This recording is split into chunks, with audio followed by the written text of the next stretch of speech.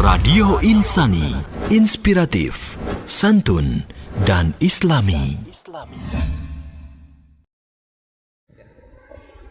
Bismillahirrahmanirrahim. Terima kasih Pak Ustadz. Assalamualaikum warahmatullahi wabarakatuh. Assalamualaikum.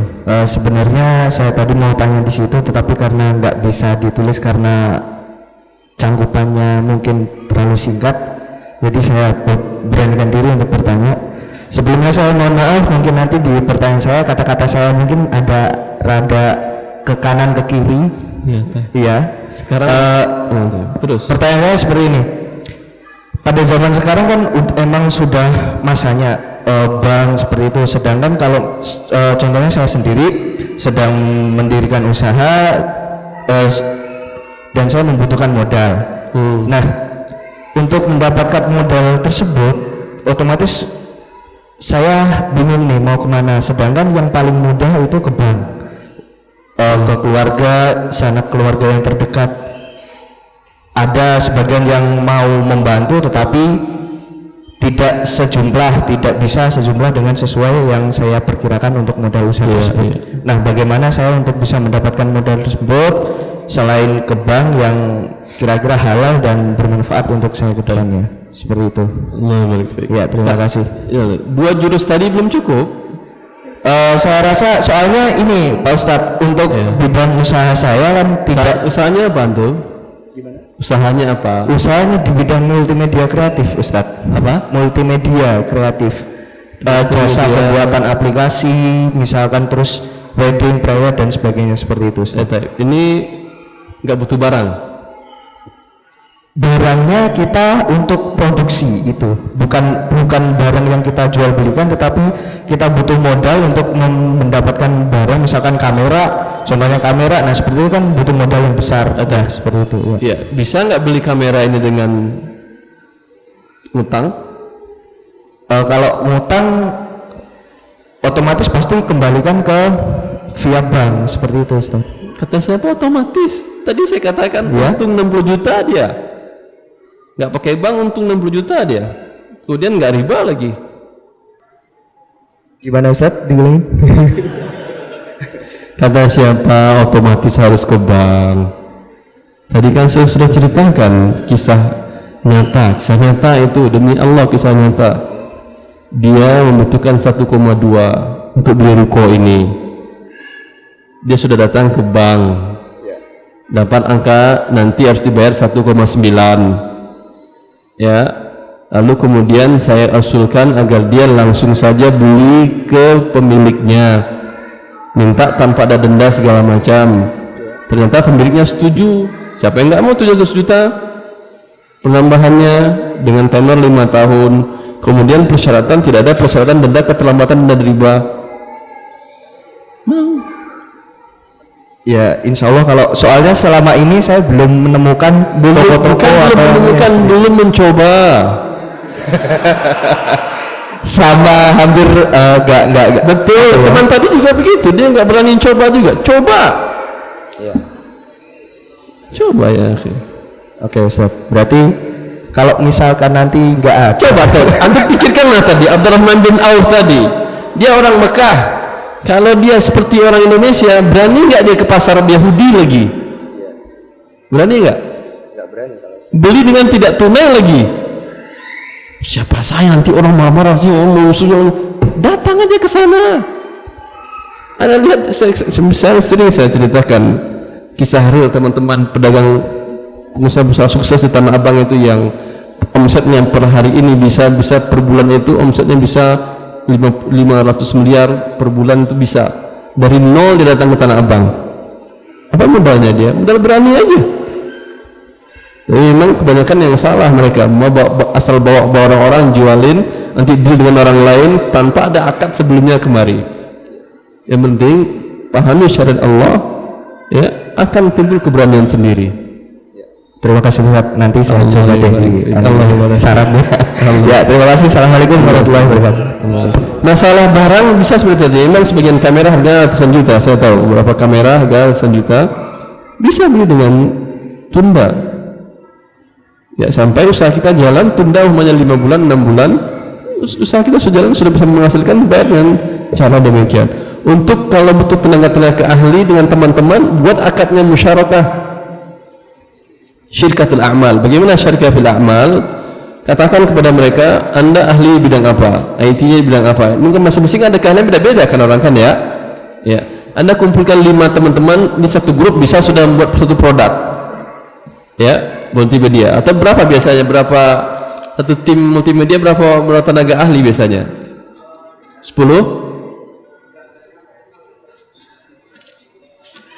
5 lah ya, anggap kita bilang 5. Kita tidak ada gaji, lalu gimana? Kita bagi keuntungan semuanya buat kita. Gaji nggak ada tapi keuntungan semua buat kita. Bagaimana cara bagi keuntungannya?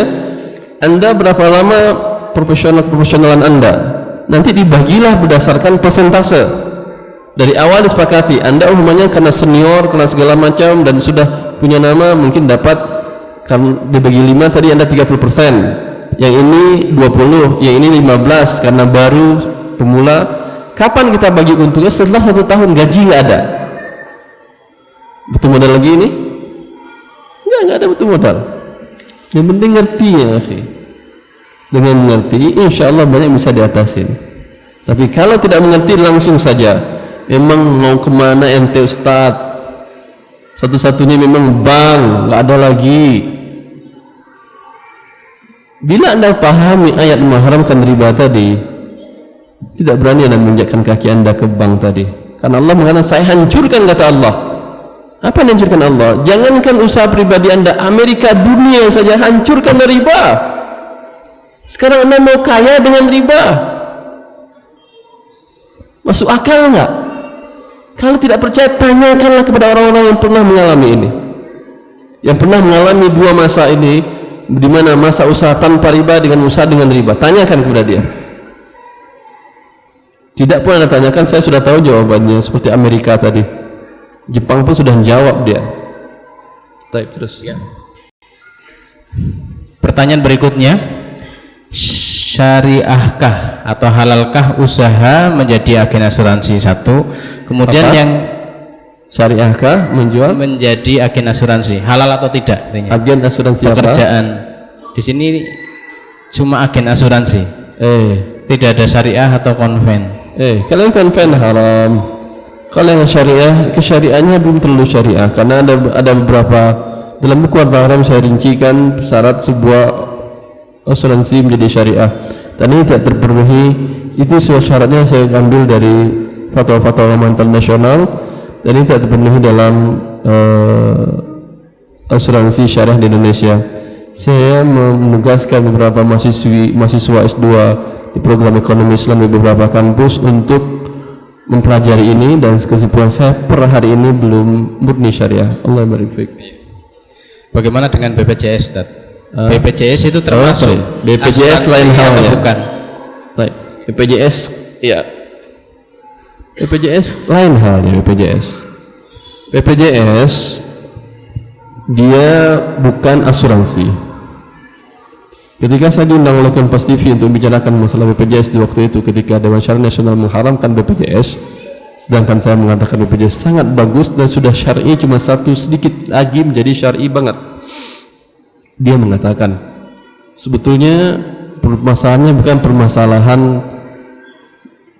permasalahan hukum, tapi permasalahannya adalah permasalahan kepentingan ekonomi, kepentingan manfaat. Ala kulli hal, saya katakan saya nggak mau campur masalah tersebut. Cuman dengan BPJS itu semua asuransi mati. Iya atau tidak? Iya. Dan manfaatnya bagi rakyat pasti lebih besar. Saya qadarullah, beberapa waktu yang lalu saya ada operasi kraniotomi, bedah kepala begitu. Itu angkanya kalau bayar resmi, dan alhamdulillah Allah beri rezeki tanpa dengan BPJS, tanpa dengan asuransi, itu angkanya 100 juta lebih. Itu dokter dan profesornya nggak minta honor. Ketika saya akan operasi, saya tanya berapa angkanya, dia mengatakan, Ustaz yang penting sembuh. Kalau Ustaz nanti sembuh bisa ceramah lagi, honor kami hanya pahala Ustaz ceramah aja, cukup bagi kami. Padahal angkanya bisa 60 profesor. Itu ada 2 profesor, ada 1 spesialis bedah saraf. karena dia sering ikut kajian, kami pahala aja lah Ustadz, kata dia. Yang saya dilihat angkanya yang untuk biaya rumah sakitnya 70 juta lebih untuk biaya kamar, biaya pengobatan resmi. Yang dokternya dia nggak ngambil, kata dia, nggak ngambil sama sekali, nol. Ya, dengan BPJS cuman bayar 50.000 Anda dapat pelayanan yang sama dan gampang. Apalagi ada PBI kan, seperti sekarang sudah itu pendaftaran PBI, peserta bebas iuran. Untuk kaum duafa ada PBI, tinggal ngurus saja dia gratis tanpa bayar premi. Bagus nggak ini? 100 juta Anda selamat, uang Anda bukan selamat, nggak perlu bayar dan mendapatkan pelayanan yang sama. Sangat bagus, karena itu mati semua asuransi yang kesehatan tadi, permasalahan bisnis, sehingga mereka berusaha karena ini Anda katakan memang bentuknya masih seperti asuransi biasa, ya, tetapi berbeda bentuknya sudah, karena yang BPJS dia yang kaya membantu yang miskin karena pembayarannya tidak sama, berbeda dengan asuransi yang konven. Bahkan ada yang peserta yang gratis PBI. Ini yang tolong menolong atau tidak? Sama ini bentuknya, ya. Ketika ada perkumpulan sebuah keluarga besar, setiap bulan kita ngumpulin dana, yuk siapa tahu ada yang butuh, yang anaknya mau sekolah, anaknya sakit segala macam, ya, nanti kita berikan untuk dia, ya. Ini masing-masing ngumpulin. Ada yang sudah bayar mungkin 2 juta, tapi anaknya nggak sakit, nggak ada masalah, ikut membantu yang sakit, ya. Ada yang bayar baru 500.000 langsung sakit, dapat dia 2 juta, boleh, nggak ada masalah, karena tujuan tolong menolong berdasarkan hadis diriwayatkan oleh Bukhari dan Muslim tentang kaum Bani Asy'ariyin. Gimana bentuk kaum Bani Asy'ariyin tersebut? Atau rinciannya lihat di buku Harta Haram aja, ya. Panjang pembahasan BPJS tersebut. Karena mungkin satu Ustaz, kalau urusan denda keterlambatan itu bagi ya itu dia, hanya itu yang ribanya. Makanya saya katakan kepada Dr. Budi waktu itu, yang dia adalah Direktur Keikutsertaan BPJS Nasional, ada denda keterlambatan Dr. Budi. Ketika dia mengatakan, Ustadz, saya ingin membuat konsep yang murni syariah BPJS. Dia katakan, tolong hilangkan denda keterlambatan, itu murni sudah. Kalau yang akad-akadnya itu berbeda dengan yang kebanyakan asuransi. Dia mengatakan akan kami usahakan, karena tapi prosesnya panjang ini, ke DPR, ke segala macam, ya. Alasan mereka, kalau alasan mereka denda keterlambatan adalah kedisiplinan, bohong. Ini adalah standarisasi riba. Mana lebih disiplin? Anda listrik pasca bayar, yang terlambat ada dendanya? Ada nggak pasca bayar? Ada prabayar yang mati, pasca bayar nanti bayarnya. Pakai dulu, bayar bulan depan, bulan depan, terlambat ada dendanya kan, ya? Ada, kok nggak ada? Nggak mungkin nggak ada, ada pasti ada. Air gimana pada AM? Terlambat ada denda nggak? Itu karena pasca bayar. Lihat listrik yang pasca bayar, yang ada denda keterlambatan, ya, bandingkan dengan yang prabayar, yang langsung mati. Mana lebih disiplin? Yang pakai riba atau yang tanpa riba? Yang tanpa riba disiplin mati. Siapa yang disiplin mati? Maka saya sampaikan kepada beliau waktu itu, tolonglah hilangkan ini nggak masuk akal dikatakan ini sebagai kedisiplinan. Dan luar biasa berapa banyak orang yang membuat disiplin dan dengan cara meniru hal yang sama. Banyak ini ya sih. Sampai iuran apa, kerukunan tetangga segala macam juga ada seperti ini sebagian kota, sebagian daerah. Kalau itu hilang, murni syariah dia sudah, alhamdulillah. Yeah. Maka dengan demikian statusnya belum syariah, ya. Tetapi bolehkah Anda mendapatkan pelayanan untuk PBI? Nggak ada masalah. Peserta bebas iuran, ya. Yang diikutkan oleh perusahaan, oleh instansi tidak ada masalah, bukan dia membuat akad. Dia tahu beres, jelas. Bakal terlambat atau tidak akan terlambat karena perusahaannya yang membayarkan. Paham? Instansinya yang membayarkan. Yang bermasalah cuma satu, peserta mandiri. Peserta mandiri dia menandatangani akad, terlambat ada denda. Untuk peserta mandiri, alhamdulillah hari ini belum wajib. Wajibnya tahun 2019. Karena belum wajib, ya, maka haram Anda mengikuti BPJS tadi. Kecuali kasusnya tadi, Anda butuh pelayanan yang besar biayanya dan tidak mampu, ambil. Ya, kalau masih bisa berobat sendiri, berobat sendiri. Jelas ini. Tapi nanti 2019 diwajibkan Anda semua warga negara apa boleh buat pada waktu itu. Pada waktu itu dia menjadi halal karena diwajibkan oleh pemerintah, dosanya mereka yang tanggung. Wabillahi taufik. Untuk bekerja di BPJS itu bagaimana? Bekerja di BPJS. Iya. Sekarang bekerja di situnya. Iya. Bekerja di lembaga riba tadi. Lembaganya. Kan ada ribanya kan? Iya. Iya, boleh. Iya. Syukron. Kemudian tadi sebenarnya sudah ditanyakan tentang MLM, tapi ini produknya haji atau umroh. Jadi bisnisnya jaringan seperti piramida juga. Produknya ibadah haji atau umroh. Bagaimana dengan bisnis melalui? Allah barik fiik. Itu sistem yang haram. Walaupun produknya ibadah, walaupun produknya buku-buku. Dulu di Saudi itu ada namanya Hibatul Jazirah, CD berisi buku-buku, ada namanya juga Madar Islami, kaset-kaset Islami dan buku-buku Islami, tapi dengan sistem MLM juga difatwakan haram oleh para ulama. Rincinya lihat di buku Harta Haram, Muamalat Kontemporer. Tidak ada tujuan saya untuk jualannya, ya tidak. Tapi maksud saya biar cepat. Di situ sudah banyak saya kupas. Ya. Bagaimana hukumnya suatu lembaga amil zakat yang mengelola infak zakat dari gaji para pekerja di bank-bank ribawi?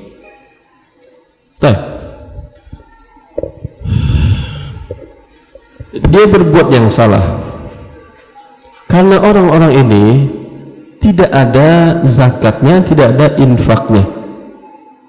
Paham? Bukan dengan dia dikeluarkan dari gajinya 2,5%, sisanya dia halal, tidak. Dia harus keluarkan 100%. Ini yang dikatakan oleh Nawawi dan Taimiyah, bahwa siapa yang hartanya berasal dari yang haram, maka tidak ada kewajiban zakat, tidak ada kewajiban menafkahi istri, tidak ada kewajiban bayar kafarat, tidak ada kewajiban haji. Enak banget. Enak gimana? Semuanya dikeluarin. Bukan sebagai sebagian daripada, semuanya dikeluarin. Yang ditahan sebesar apa? Ini tahanlah dia sebesar kebutuhan minimalnya. Karena bila dikeluarkan semuanya, dia fakir miskin. Paham? Umpamanya seorang yang bekerja di lembaga yang haram, di bank konven umpamanya, bertaubat kepada Allah Subhanahu wa taala, dan pas waktu itu dia pensiun. Dari pensiunan ini bolehkah dia makan? Haram dia makan pensiunan ini kalau dia punya yang halal. Ini semuanya dari yang haram, Ustaz. Keluarkan semuanya kecuali kebutuhan minimal. Artinya rumah minimal dia mungkin harganya sekitar 300 juta, tapi rumah yang tempatnya sekarang 700 juta. Ini dijual, beli yang 300, 400-nya bagikan fakir miskin. Jelas? Untuk membersihkannya, ya, kan lebih enak bersih di dunia daripada bersih-bersih nanti di akhirat. Pasti akan jalanin. Ya, begitu juga untuk pensiunan yang tadi. Berapa kebutuhan minimal dia dan keluarganya? Umpamanya pensiunannya angkanya 5 juta. Kebutuhan minimal dia dan keluarganya sekitar 4 juta per bulan. Ya, 4 juta ini halal karena kebutuhan minimal, dan 1 juta ini berikan kepada fakir miskin yang lain. Kalau dikeluarkan semuanya 5 juta kepada fakir miskin, dia mau makan apa dia? Jadi fakir miskin juga dia, maka halal untuk kebutuhan daruratnya terus. Ya, selanjutnya ada pertanyaan tentang pajak. Pajak. Iya. Bagaimana hukum pajak? Kemudian bolehkah manipulasi data biar pajaknya yang terbayar itu lebih ringan? Manipulasi ini bohong kan artinya ya? Iya kan? Ketika saya diminta oleh pengawas pajak nasional untuk menjelaskan hukum pajak di hadapan para pejabat kantor pajak pertama sejak Jabodetabek di sebuah daerah, di sebuah sekolah tinggi ekonomi, Yang pertama saya bacakan hadis Rasulullah sallallahu alaihi wasallam. Ketahuilah bahwa Rasulullah mengatakan dalam hadis yang sahih dari Imam Abu Dawud, la yadkhulul jannata sahibu maksin. Tidak masuk surga penarik pajak. Aku ketawa, mereka ketakutan ya akhi. Ente malah ketawa. Ya, bagaimana Pak Ustaz? Saya nggak tahu, itu Rasulullah yang bilang. Oh, kita harus berhenti. Ya, urusan sendiri, kalau masuk surga ya berhenti. Alasannya klasik biasanya, Ustaz, kadang mereka nantangin kan, Ustaz, emang bisa negara berdiri, berjalan, bangun ini, bangun bandara, bangun jalanan, bangun segala fasilitas tanpa pajak? Bukankah 70% dari APBN itu ditutup dari pajak? Jawabannya apa? Bisa, cuman kalian saja yang malas bekerja. Kalian enaknya malakin aja. Pajak kan sama uang palak itu. Kalian nggak mau bekerja. Orang yang mau bekerja tidak dengan pajak dan membangun negaranya. Ada contohnya Ustaz, Anda lihatlah di Arab Saudi. Kalau Anda ingin beli barang yang murah dari barang Indonesia, jangan beli di Indonesia, beli di sana. Benar. Mobil Kijang Innova buatan mana? Indonesia. Di sini mulai berapa harganya? 300. Di sana mulai berapa? 65.000. 65.000 punya uang? beli dua 65.000 real dikali 3.500 berapa baru? Perlu 200 kan ya? Mana untungnya mereka? Kenapa murah di negeri orang daripada negeri asalnya? Karena misalnya nggak ada pajak. Jangan panjang-panjang Anda, beli sarung saja, kain sarung buatan Indonesia, di sana lebih murah pada waktu haji, lebih murah pada dari sini. Karena mereka barang nggak ada pakai pajak. Lalu bagaimana mereka membangun negaranya? Saya tanyakan pada tukang pajak tadi. Ya, coba Anda perhatikan, Anda lihat, negara orang itu biaya pendidikan gratis dari SD sampai S3. Saya numpang S3 sana gratis juga saya. Saya numpang S1, S2, S3 gratis dan dapat uang saku. Itu bukan untuk tamu saja, semua orang, semua warganya.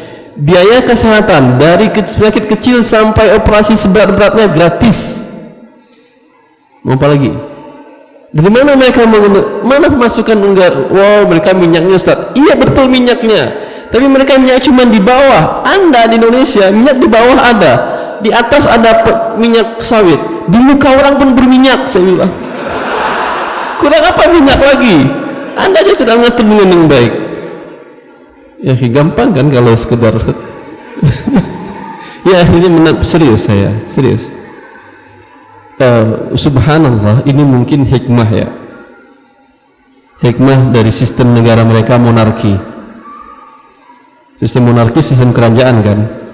Sistem kerajaan itu dia nggak ingin rakyatnya bergolak, maka biaya hidup terlalu tekan murah. Bensin pun Anda nggak masuk akal di sana, bensin lebih murah daripada air aqua. Air mineral, sana nggak ada aqua, air mineral lebih murah daripada air mineral.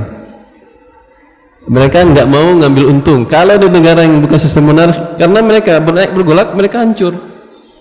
Di negara yang subhat mungkin selain takut kepada Allah, takut kepada Allah jelas itu, karena mereka dipimpin oleh para ulama-ulama yang takut kepada Allah Subhanahu wa Ta'ala, selalu mengingatkan umatnya. Ya, di negara yang sistem demokrasi, ya udah nggak ada masalah. Hancur ekonomi, hancur bisa saya turun. Kalau sana mereka enggak, hancur sudah. Tayyib, Allah barik fik. Ala kulli hal, pajak hukumnya haram. Lalu kemudian setelah haram, Ustaz, boleh nggak kita bohongin ini? Kan hukumnya haram, Ustaz. Boleh, asal ente tidak masuk penjara. Tidak masuk penjara, jangan salahkan saya. Itu masalahnya betul. Ya, haram.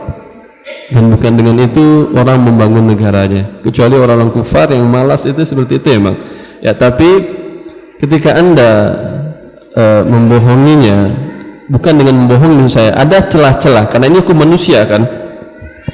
Ada konsultan pajak yang bisa menawarkan celah-celah itu, celah-celah tidak melanggar secara undang-undang, tidak bermasalah undang-undang, tapi bisa menekan pajak.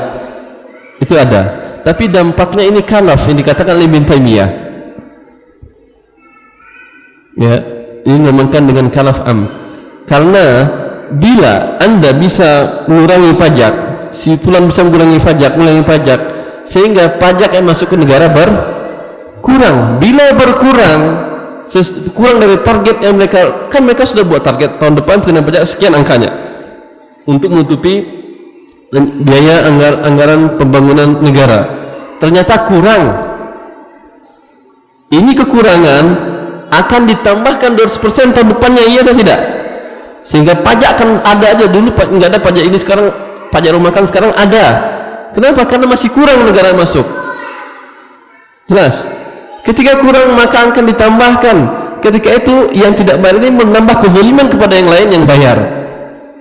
Maka Allah Ta'ala alam bayar bukan karena tetapi karena untuk menghilangkan kezaliman kepada orang yang lebih banyak.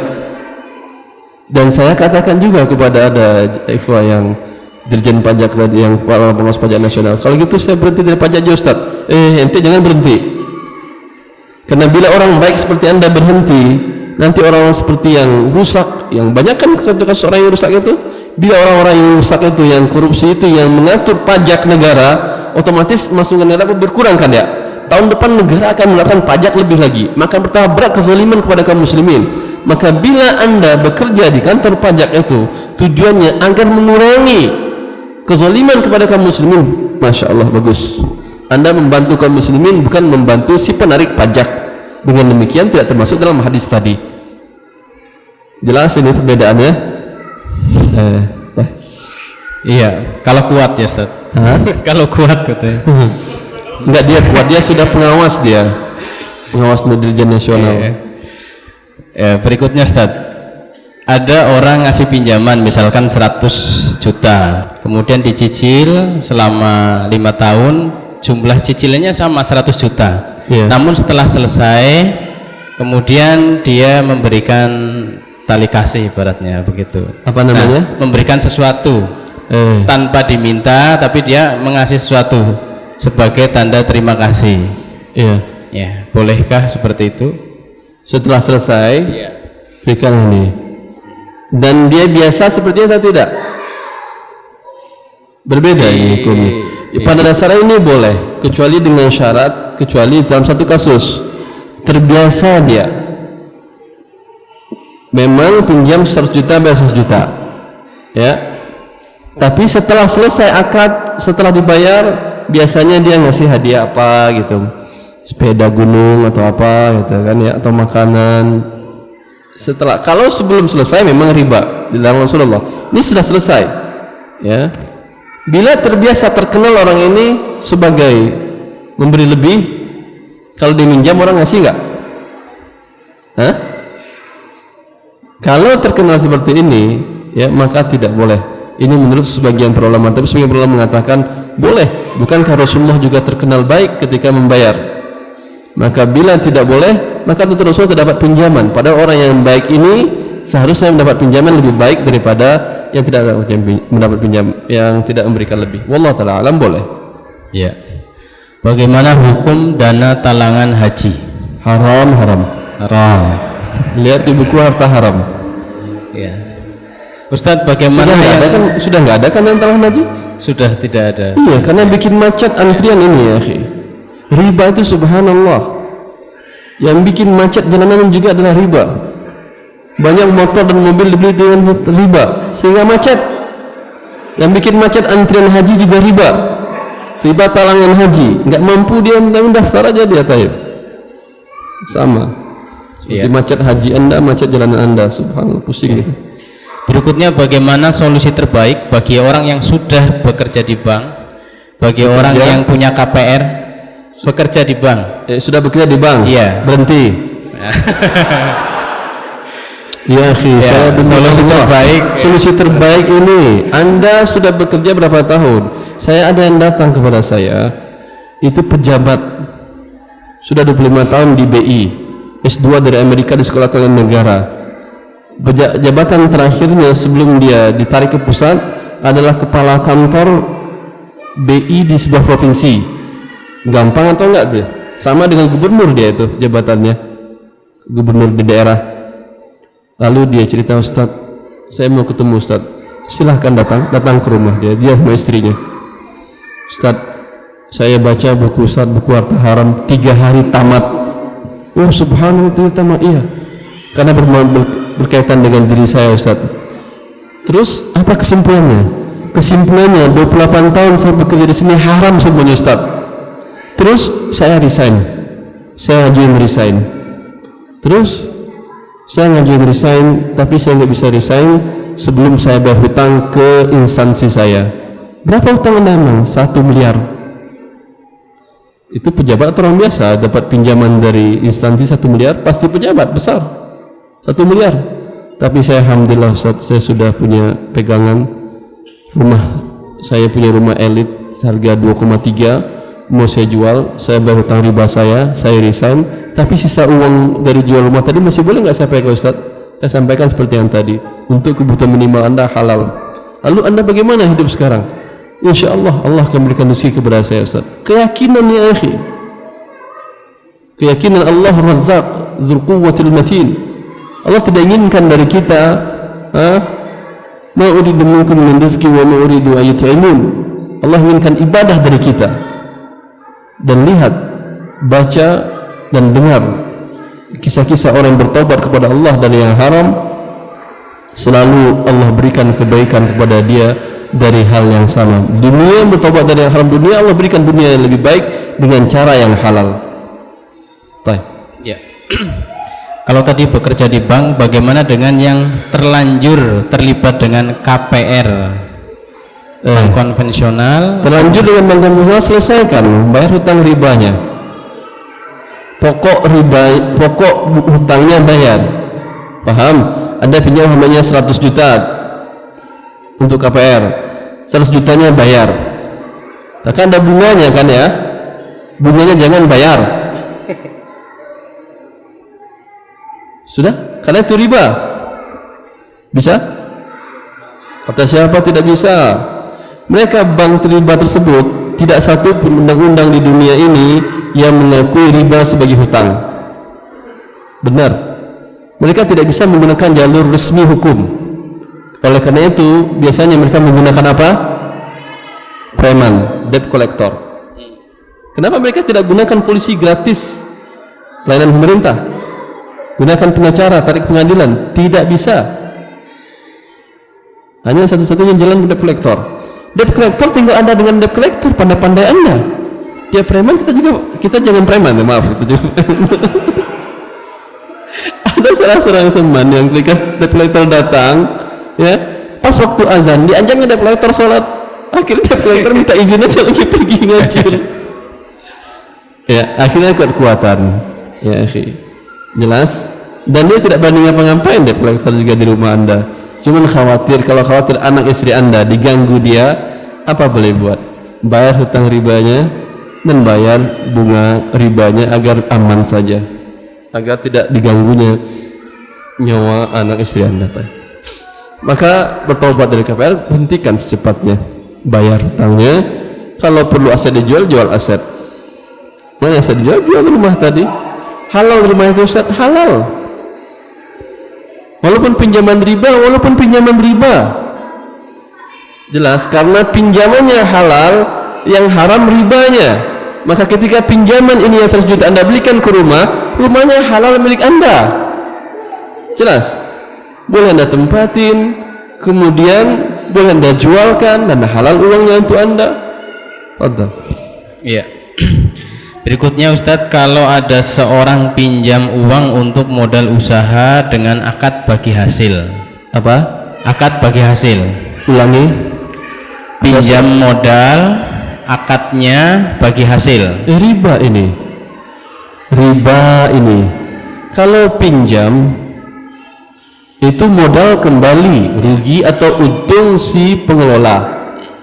Lalu bagi hasil, dan dibagi bukan hasilnya, bagi riba. Tapi kalau ingin bagi hasil, akadnya bukan pinjaman. Ya. Artinya tidak terjamin uangnya dia. Ya. Rugi, berkurang uangnya dia. Kalau untung baru dibagi untung. Ini yang halal. Tadi umpamanya saya pinjamkan, beliau punya usaha, kurang modal, alat proyek umpamanya 1 miliar. Uang yang cash yang ada 500 juta, kurang 500 juta lagi. Dia tawarkan ke saya. Saya bilang uang saya ada di bank syariah. Ya Ustaz, di bank syariah kecil bunganya, sama saya saja, saya investasikan. Tapi tapi kecil tapi aman sih uang saya. Sama saya juga aman, saya jamin. Ketika dia jamin, akadnya pinjaman. Lalu udah saya berikan nanti pertambahan bagi hasil terlebih dari yang itu, jadi riba. Beda antara akad pinjaman dan investasi. Pinjaman, modal uang yang diserahkan tidak pernah berkurang, dijamin walaupun dia rugi. Nanti pun dia rugi, dia tetap bayar. Ya, itu pinjaman. Kalau umpamanya bagi hasil, Anda punya usaha tadi, proyeknya gimana? Bagus, ada kemungkinan risiko, pasti ada. Namanya usaha pasti ada risiko. Berapa persen? Kecil lah, sekitar 30%. Risikonya mungkin begini, dia jelaskan. Saya paham, saya ikut. Kalau umpamanya proyek gagal, dari 1M tadi umpamanya menjadi 500, menjadi 400, berarti uang saya tinggal berapa? Setengahnya, 200 kan ya? Paham? Uang dia tinggal 200 juga. Kalau proyek ini berhasil dan untung menjadi 2M umpamanya, uang saya jadi berapa? 1M, uang dia 1M. Ini yang investasi bagi hasil, bukan pinjaman. Jelas itu? Bila ada kata pinjaman dan ada kata penambahan walaupun sedikit. Dan ini bedanya antara investasi dengan pinjaman tadi. Yang pinjaman terjamin modalnya, tidak akan pernah berkurang apapun terjadi. Rugi-rugi, saya nang rugi kata dia. Menurut Ustaz gak bakal berkurang. Ini menjadi pinjaman riba dan diharamkan. Baik. Ya, jadi ini harus jelas masalah ini. Kalau ada orang minjami, misalkan untuk modal usaha, setiap bulan dia ngasih sekian persen, ini jelas riba. Kemudian orang minjami sekian bulan, dia tidak matok sekian persen setiap bulannya, tetapi berdasarkan keuntungan. Misalkan untung bersih 100.000, Anda 30%, saya 70% misalkan. Ini juga riba. Riba yang bunganya fluktuasi. Iya. Nah, yang tidak bagaimana? Ketika orang memberikan modal itu nilai adalah investasi, artinya rugi ya rugi bareng begitu. Tapi kalau ada jaminan harus itu uang kembali, maka selisih atau hasil yang diberikan termasuk riba. Ya, harus jelas ini. Ya. Berikutnya adalah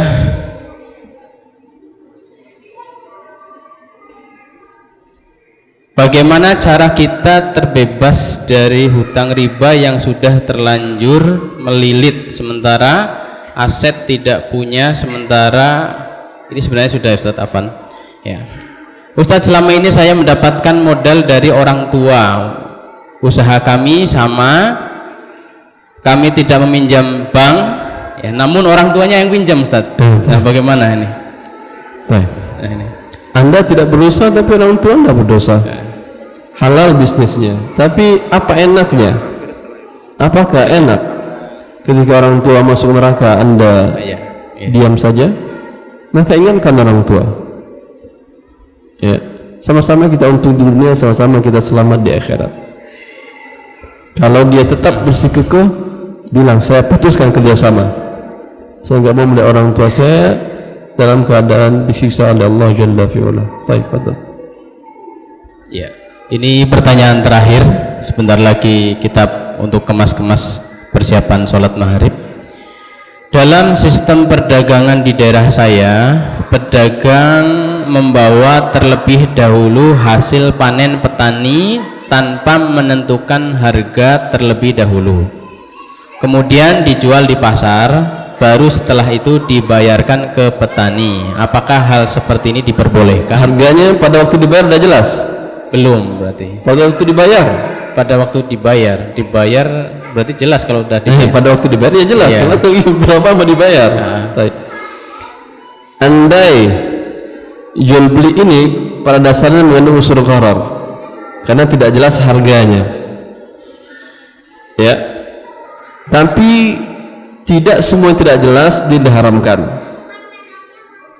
Ada yang tidak jelas tetapi nanti akan menjadi jelas. Paham Anda ini? Jelas jawabannya? Tidak jelas juga. Seperti ini, Anda naik taksi, pada waktu naik tujuan Anda ke stasiun, jelas harganya? Jelas. Tapi nanti ketika turun, boleh ini? Kalau nggak boleh, ngapain naik taksi Anda? Boleh dengan syarat argonya yang adil, menjadi uruf, ya, menjadi adat kebiasaan, harganya sedemikian. Maka ini tadi, kalau umpamanya para tukang pedagang tadi kan bisa tahu harga urufnya berapa biasa, asal bawa saja dia tahu berapa harganya. Ya, kalau menjadi pada waktu diserahkan jadi jelas harganya dan tidak terjadi selang sengketa, boleh. Tapi tetap yang afdolnya, yang paling baik dari awal sampaikan, ente bawa berapa harganya. Kalau saya ente bawa harganya yang belum pas, saya nggak mau bawa aja, itu lebih baik. Jelas. Allah barik fiik, semoga bermanfaat. Assalamualaikum warahmatullahi wabarakatuh. Ini apa? Apa ini? Dijawab ya WA saja nanti. Ini ada. Maaf, suara. Taib, saya nggak ngerti WA-WA-an, tapi nggak apa-apa lah. Iya. Hadirin wal hadirat rahimani wa rahimakumullah, demikian tadi telah dijelaskan oleh beliau Al-Ustadz Irwandi Hafizahullah tentang solusi untuk mendapatkan modal halal. Ternyata tidak ada yang nanya lagi, berarti satu jurus itu sudah cukup insyaallah ya. Selanjutnya tadi banyak dibahas tentang muamalah. Jadi intinya kita seorang muslim harus mengutamakan akhirat ya, jangan mau ditipu oleh dunia, ingin sukses dunia tapi akhirat kita celaka. Intinya itu ya, mudah-mudahan Allah Subhanahu wa taala menguatkan kita ya, memberikan taufik kepada kita untuk bisa meninggalkan segala muamalah yang bertentangan dengan syariat. Amin ya rabbal alamin. Demikian kepada Al-Ustadz kami ucapkan jazakumullahu khairan katsiran. Mudah-mudahan Allah Subhanahu wa taala senantiasa menjaga beliau agar kaum muslimin bisa mendapatkan ilmu yang beliau anugerahkan Allah kepada beliau. Demikian saya sebagai moderator ada kesalahan, maaf, dan pada penanya-penanya ini sangat banyak, tentunya banyak yang belum terjawab, mohon maaf sekali. Aku qouli hadza astaghfirullah li wa lakum wa li sairil muslimina wal muslimat wa lahum minkum subhanakallahumma wa bihamdik asyhadu an la ilaha illa anta astaghfiruka wa atubu ilaik. Wassalamualaikum warahmatullahi wabarakatuh.